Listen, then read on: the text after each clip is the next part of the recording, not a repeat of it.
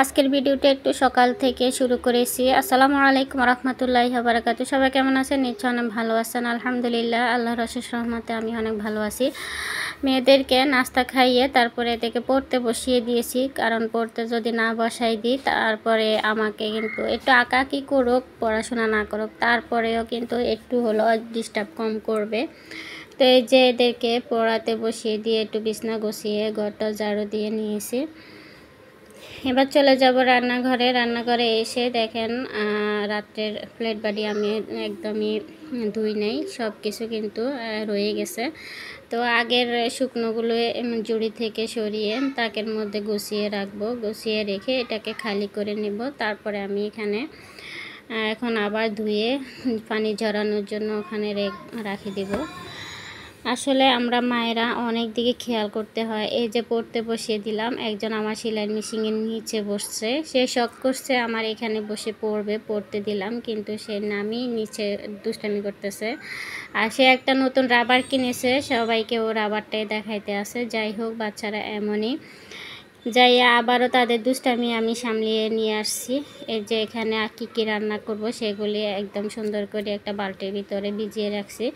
কিছুক্ষণ ভিজালে হয়ে যাবে, যেহেতু এখন অনেক গরম পড়তেছে, পানিগুলো গরম হয়ে আছে। এই যে আবারও তারা দুষ্টামি শুরু করে দিয়েছে। যাই হোক, দুজনে মিলিয়ে খেলাধুলা শুরু করে দিয়েছে। নিরিবিলি খেলাধুলা করলে আমার কাছে বেশি একটা সমস্যা মনে হয় না, কিন্তু মারামারি পারাপারি করলে আর কি বেশি টেনশন লাগে।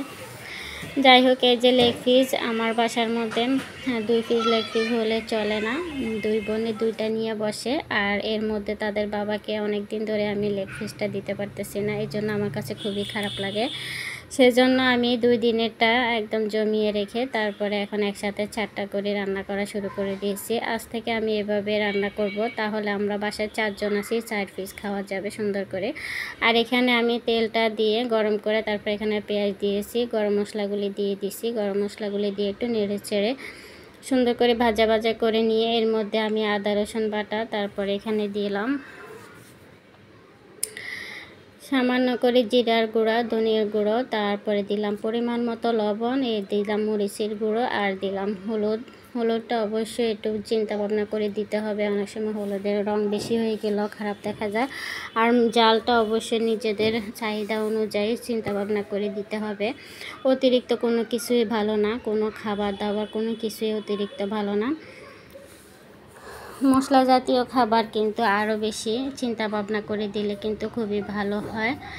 এই যে একটু ভালো করে নেড়েছে ঢাকনা দিয়ে একটু কষিয়ে নিয়েছি। কষিয়ে নেওয়ার পরে দেখেন মশলা থেকে যখনই তেলটা একদম বেশি উপরে উঠে আসবে তখনই মাংসগুলি দিয়ে দেব। এই যে মাংসগুলি দেওয়া হয়ে গেছে, এর মধ্যে আমি একটু নেড়েছে মশলার সাথে একদম সুন্দর করে কষিয়ে নেব।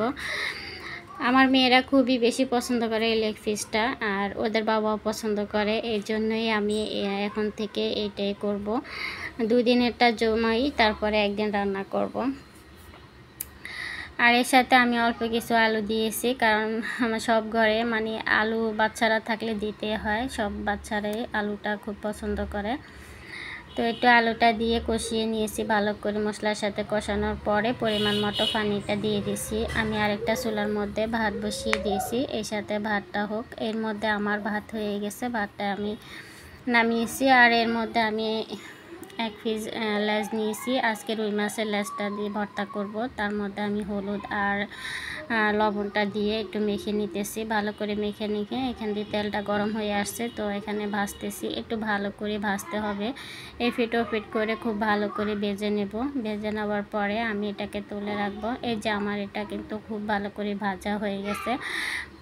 আমার মুরগির মাংসের সাথে আজকে আমার এই মাছের লেজ ভর্তাটা থাকবে, খেতে কিন্তু খুবই ভালো লাগে। আমার মাংস থেকেও আমার মাছের একটা ভর্তা হলে আমার আর কিছুই দরকার হয় না।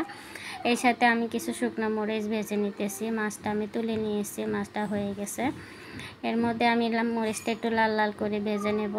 আসলে মানুষ কিন্তু অনেক সুন্দর সুন্দর করে কথা বলতে পারে, আমি কিন্তু অত সুন্দর করে কথা বলতে পারি না। লিগেল যে কথাগুলি সেগুলি বলতে পারি, এর থেকে অতিরিক্ত কথা আমি একদমই বলতে পারি না। আর আমি ভর্তার জন্য একটু পেঁয়াজটা ভেজে নিতেছি।